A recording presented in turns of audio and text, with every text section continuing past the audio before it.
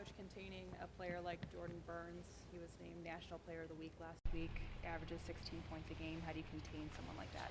Well, he's a fierce competitor. You know, watching him on tape, his athleticism and toughness really propels the team with 4 starters returning and shooting all over the court. So, you know, anytime you got a dynamic point guard like that who's a veteran and has won a lot of games, it's a challenge. And the more I watch him, you know, the more you watch somebody, it's in recruiting and scouting. Sometimes you start to find their holes. The more I watch him, the more I like him. So it'll be a challenge for us. Chris McNeil and Mika got to do a great job, as does our help defense.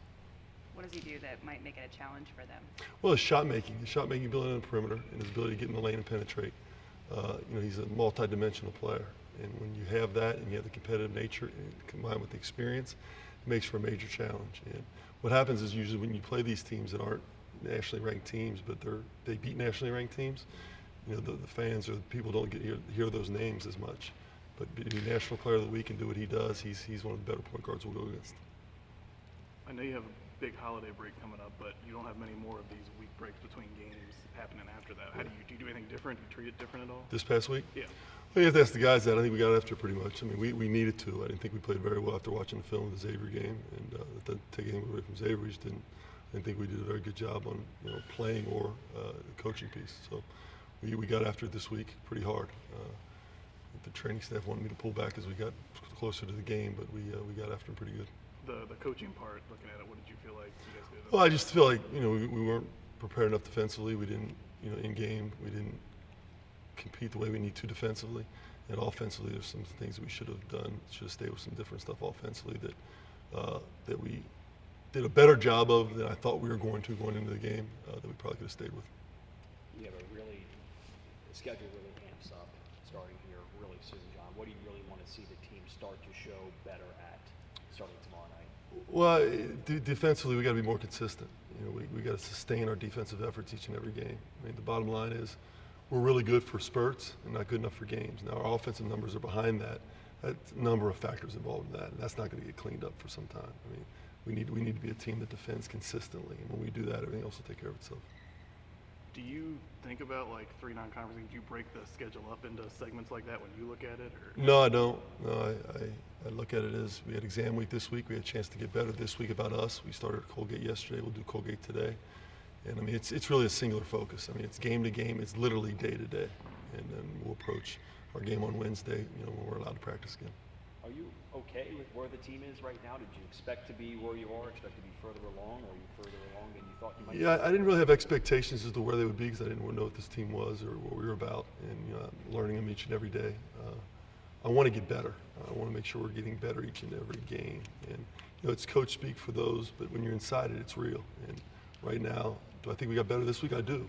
But I thought we got better last week after the Vermont game, and it didn't show up in the Xavier game. So we got to keep taking steps forward. And I felt like we did this week, and I think you'll see a team that's a little bit gnarlier defensively on tomorrow night.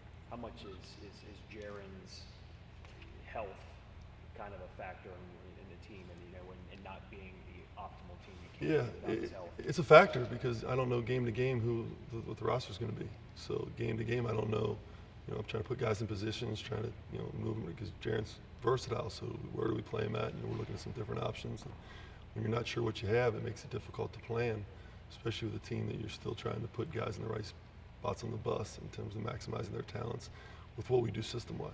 Is that where you are with tomorrow? Still unsure? Yeah, still unsure. So we'll go into it. That's why the defensive game plan never changes, but the offense has been fluid because our personnel's been fluid. Do you know if he'll be able to practice at all today? I'll meet with our training staff right before practice like I always do. I know you talked about Jay last night too, but same thing, any updates on Yeah, that? he's had time restrictions in practice. So once he meets those time restrictions, he's done. So I anticipate there'll be a minute restriction tomorrow. What makes this game important for you tomorrow night, John? Well, first of all, it's the next game on our schedule. And Colgate's really good. I mean, we scheduled the NCAA tournament team with 4 returning starters. It was going to be a top 100 team, close to a top 100 team right now. So we got a really good team coming in our building. And we didn't play particularly well in our last game. And you had a week to think about it and sit on it. So, you know, it's one thing to practice well. We need to come out and play well. The coach was talking about having this full week of practice to really kind of get back. He made it sound like you guys really got after it a bit. Can you give us an idea of what this last week of practice was for you guys? Basically, like, he just wants us to get back to our identity, which is defense, for real, and then, like, obviously the offensive part. But he just really been pushing us these 4 days in practice because he just knows what we're capable of, and like, he just know that we should have beat a lot of our teams that we lost to this year. What do you think this team is capable of that you haven't shown so far? Yeah, I mean, obviously, like, our potential of getting up the court fast pace and play defense, but really just to get wins. Like, we should have won a lot of games this season, but basically I feel like our identity is defense, obvious too, but I feel like he just really wants us to step on teams from the get-go. Why do you think tomorrow night's important for this team? What makes tomorrow night important? Cause we just took a tough loss to Xavier, obviously, and I feel like he just really wants us to really step on Colgate tomorrow. He really wants us to just make a statement off of it. So I feel like we get that win and beat them pretty big too. I feel like really show them that what we could do. Okay, so you're saying coach wants to make that statement. How much do you want to make that statement? Well, obviously us too, because we all know as teammates what we all could do individually. All of us know, so I feel like it's important for us to show him as well too what we're capable of too. You mentioned tough week at practice, so after you have a game like Xavier, I know you haven't played for Coach very long, but did you guys figure it was going to be pretty rough for a couple of days coming in? Yeah, we knew. I feel like we all knew, like, after that tough loss, that when we get to practice, it's going to be a tough practice. But it's okay. Turnovers been an issue for this team. What are you guys doing as a team collectively to work on? And it's something you've done well to keep the turnovers down recently. What are you individually doing? Yeah, well, we usually keep track of turnovers in practices, and every time we have a lot of turnovers, he'll tell us that we're out of turnovers, and then we out of turnovers, then we got to run. So that's why we're trying to keep it tracked that we're not trying to turn the ball over a lot. What about you personally? I mean, me as a point guard as well, I'm trying to lower my turnovers as well too, because I know as a point guard you gotta take care of the ball. So I'm just trying to keep keep my turnovers low. How do you do that? What's the best way? Is it something you just have to be cognizant of during the game? Yeah, you just gotta make smart decisions. If the pass not there, just don't pass it. Keep your dribble. Pass, pump fakes, all that stuff. So. What is too many turnovers in practice for Coach? Do you know what his number is? You said, we usually have balloons. And he usually pop the balloons. So I think it's like 6 turnovers, I want to say. And then he had popped the balloon. And after all the balloons are popped, then you got no more turnovers, and then you got run. Where are the balloons at? They're usually located right over there. Yeah, on the right board. over there. Yup. Do you have to run suicides, or is it just?